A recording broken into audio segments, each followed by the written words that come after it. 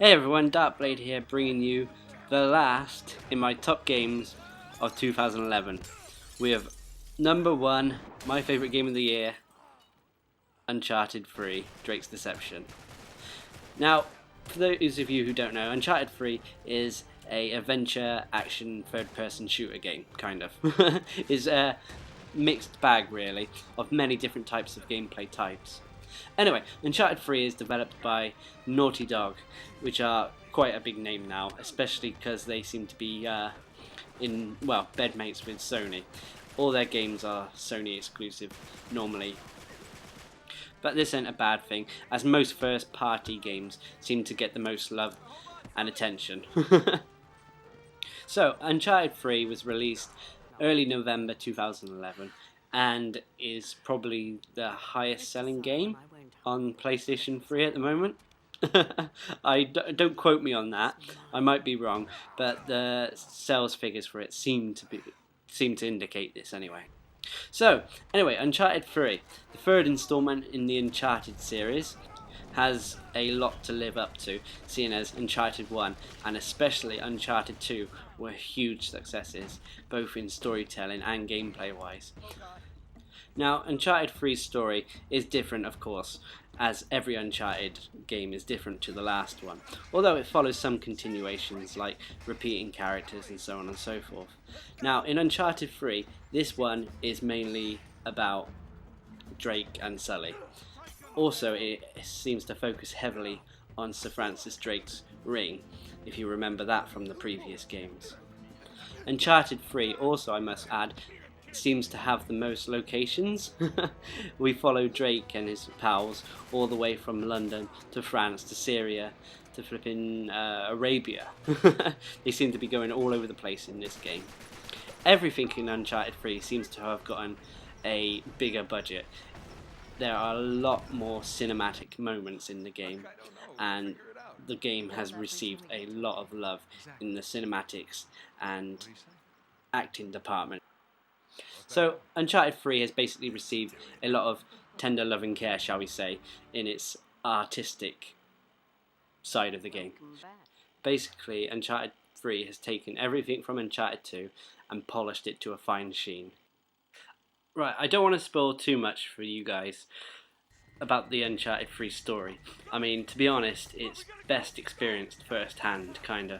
Especially if you have played the other two games. And if you haven't, why haven't you go out and play them? Some people say that the controls in Uncharted can feel clunky, but to be honest, this is true of any third-person game, really. And to be honest, once you've just played it for a little while, you'll realise that the controls are actually quite smooth and responsive. Now, Uncharted 3 had an issue when it was first released about the aiming. The aiming was basically the bullet was where the reticle was going to be. I didn't see a problem with this, but a lot of people complained because it apparently was different to Uncharted 2's aiming. Now, this has been resolved ever since, and Naughty Dog have released a patch that gives you the option to go back to Uncharted 2's aiming, but only in the single player story. Now for me this isn't a big deal, as I found both styles of aiming fine, to be honest. I don't see the big problem, but some people were not comfortable with it. And it's good that Naughty Dog actually did listen to their fans and change it a little bit. So as great as Uncharted 3 single player is, it is amazing, trust me.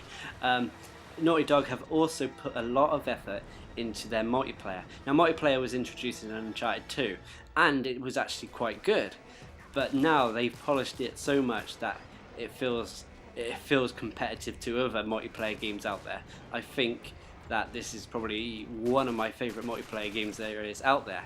I may be biased, but that's saying something. So, yeah, Naughty Dog put a lot of effort into their multiplayer. The competitive modes are all great fun to play. They have balances that try to make the game fairer to the losing team by introducing things called power plays, where you'll get double points or you can seal the enemy, things like that.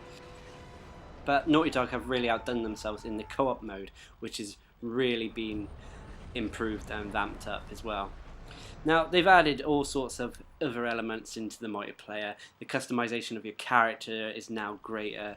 The fact that you can have vastly greater boosters and kickbacks, which, well, kickbacks I really love the idea of. They're basically almost like kill streaks, but instead of actually being kill streaks, you're rewarded for the medals you get throughout the match. So it doesn't mean you'll miss out on your kickback. Now, for me, Uncharted has been a great game, and this really does deserve my #1 game of 2011. Now, that's been my top games of 2011.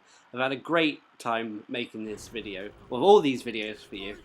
All these games I think deserve to be on some sort of list throughout for the year 2011, because it was a really good year for gaming in general. There were so many good games out there, and I wish there were more games I could have played or put into this list. Such honourable mentions I could have mentioned that I had a little go at but not played enough to judge. Games like Portal 2 or Gears of War 3, Sonic Generations or LA Noire. There's so many out there that I missed out on simply because of financial issues. Despite all this though, I think the games I have chosen for this list are worthy, and I think you will agree that each one of these games is good in its own right and should be mentioned for its, well, quality, shall we say. So, all the games on this list I've given you my heartfelt and honest opinions about. I didn't lie about any of these games, this is how I feel about them. This is only my personal opinion, so you may disagree, let me know if you do, but I hoped that you enjoyed these videos I made. I wish I could have put more time and effort into making them, but I tried my best, and I hope their quality has been good enough for you guys, and it's entertained you a little bit, or informed you. Anyway, it's coming to an end now. As you can see, I'm just doing a little recap of all the games I reviewed, and yeah, thanks ever so much for watching my videos, subscribing, liking, commenting, whatever you do. It all makes me get a warm fuzzy feeling about making these videos. Anyway, I've been Darcblade, bringing you my top games of 2011. Subscribe and like for more.